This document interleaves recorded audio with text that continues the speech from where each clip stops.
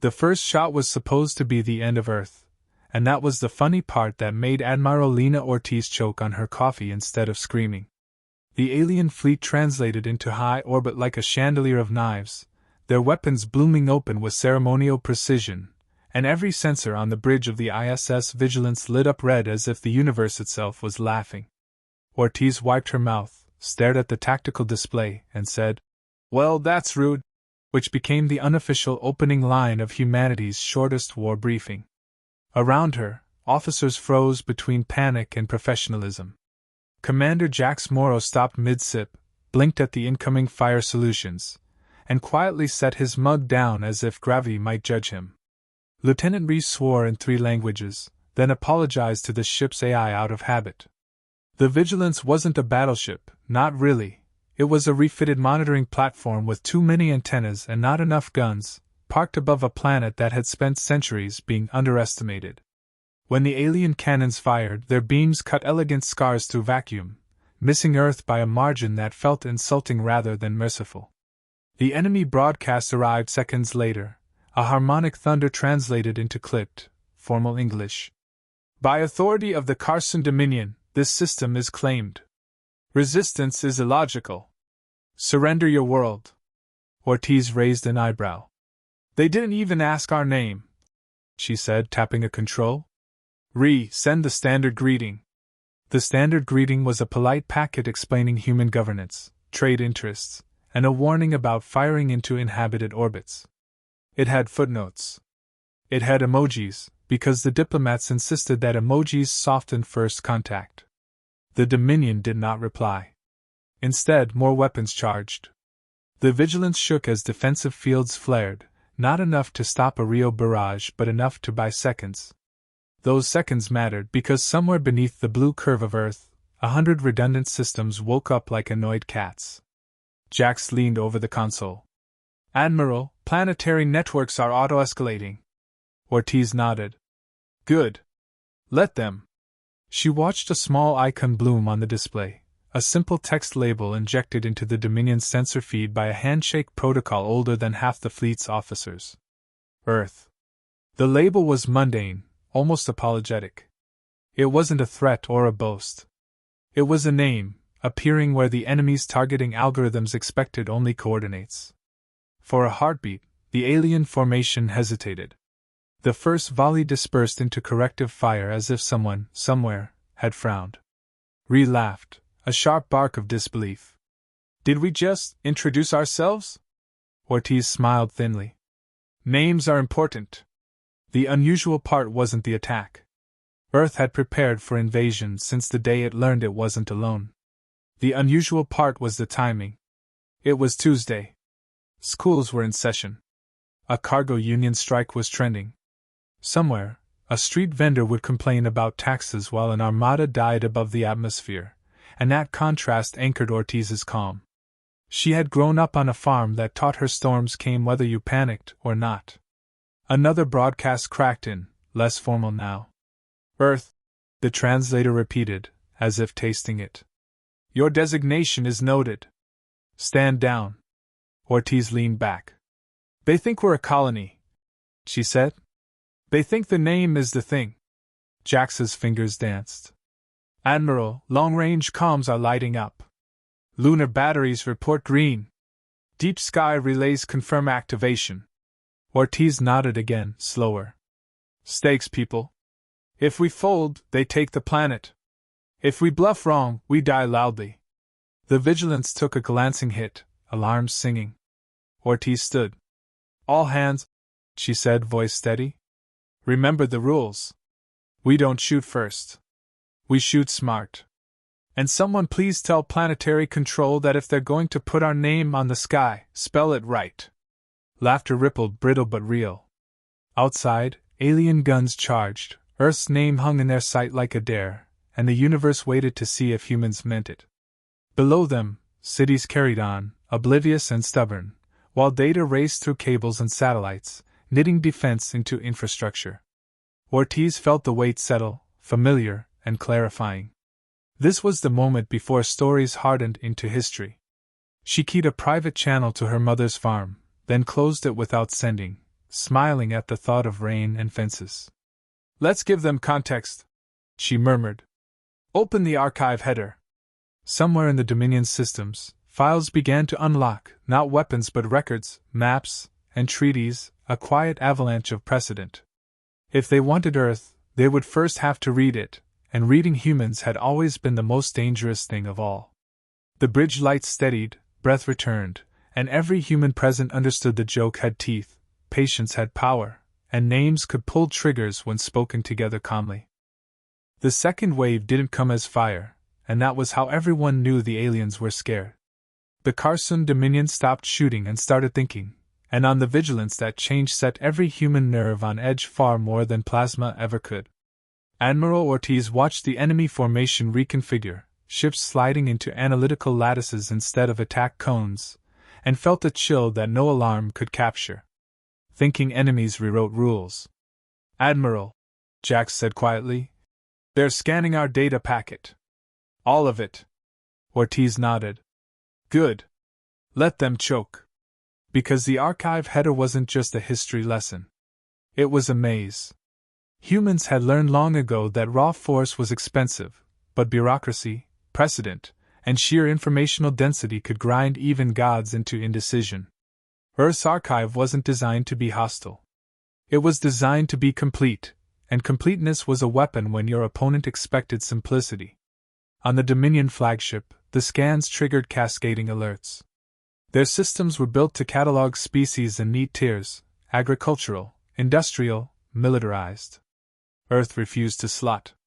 The data showed wars fought and avoided, alliances formed and abandoned, treaties written, broken, rewritten, footnoted, litigated, and weaponized. It showed humans fighting themselves harder than anyone else ever had, then agreeing, reluctantly, messily, to stop just enough to survive.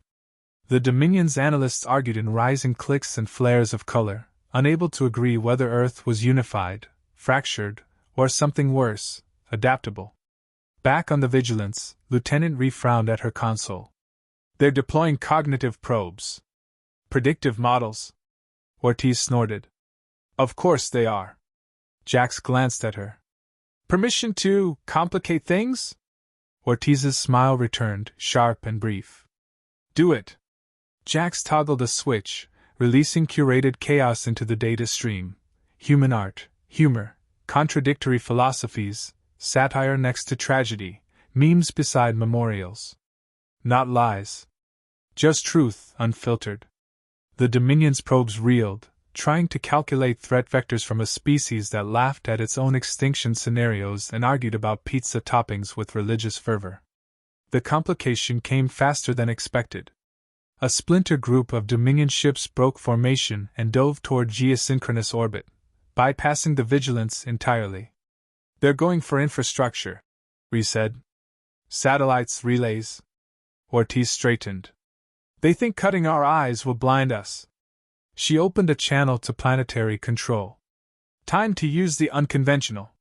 The response came instantly. Already doing it, Admiral. Across Earth's orbit, civilian satellites adjusted, not to flee but to overlap. Redundancy stacked on redundancy until the sky became a mesh of shared sight. Old weather birds synced with private telescopes, amateur radio arrays linked to military nets. The Dominion fired precision shots, and missed, because the targets refused to behave like targets. When one satellite died, 3 others picked up its work, crowdsourced by a planet that had learned survival from natural disasters and bad neighbors. On the Vigilance, the ship shuddered again. Ortiz gripped the rail. Status? We're fine, Jax said. Mostly. He hesitated. Admiral, they're broadcasting internally. Arguing. Ortiz exhaled. Good. Fear sounds like debate when it's new. She authorized a narrowcast reply, a single sentence sent in clear text. Earth does not surrender to strangers who shoot first.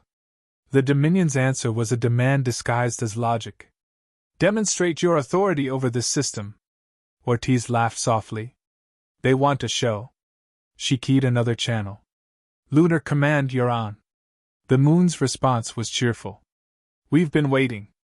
Along the lunar surface, Installations that had pretended to be research stations shifted, mirrors aligning, mass drivers humming, not to fire, but to write.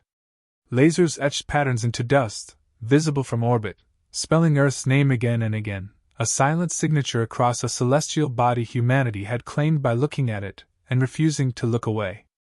The Dominion recoiled. Not from the weapons, but from the implication. This wasn't a hidden outpost. This was a home that announced itself in every way it could. Their probes updated threat assessments, numbers climbing, confidence dropping. They escalated again, this time with boarding craft aimed at the Vigilance. Ortiz felt the stakes tighten. All hands repelled boarders. Marines moved, grinning with the calm of people who trusted corridors and gravity. Jax glanced at Ortiz. Creative enough? She met his eyes.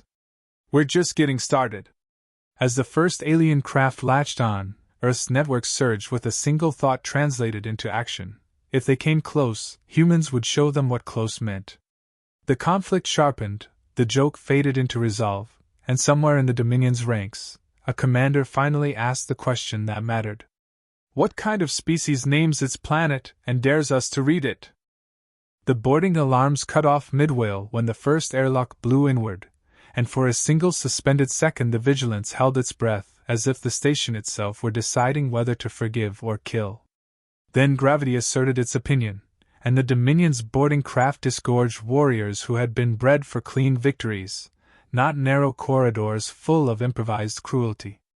The opening exchange was loud, fast, and deeply unfair in ways that favored humans who had grown up turning hallways into defenses since childhood games taught them how. Admiral Ortiz stayed on the bridge, hands clasped behind her back, listening to the clipped calm of the Marine captain over comms. Contact made.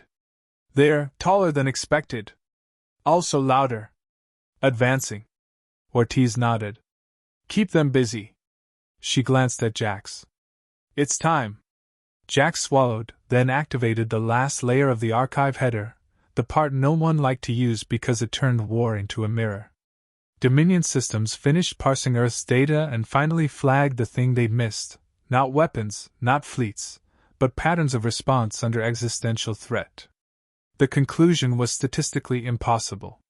Humans didn't optimize for survival. They optimized for refusal.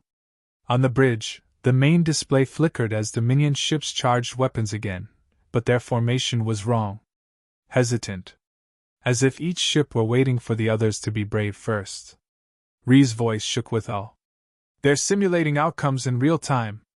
And they don't like any of them. Ortiz allowed herself a small smile. That's the point. She opened a broad channel, her face projected into alien command centers. You asked us to demonstrate authority, she said evenly. This is it. She gestured, and the sky answered. Earth's defensive grid didn't fire in unison. It fired in sequence, a rolling thunder of restrained power that bracketed the Dominion fleet without striking it, carving luminous fences in space. Each shot was calibrated to miss by meters, close enough to heat hulls and scramble sensors, far enough to avoid casualties. It was mercy with teeth, and it terrified the Dominion more than annihilation would have. Rhee whispered. We could end them. Ortiz shook her head. Ending things is easy. Teaching is hard. The Dominion flagship broke silence, its voice stripped of ceremony. Cease. This is unacceptable risk.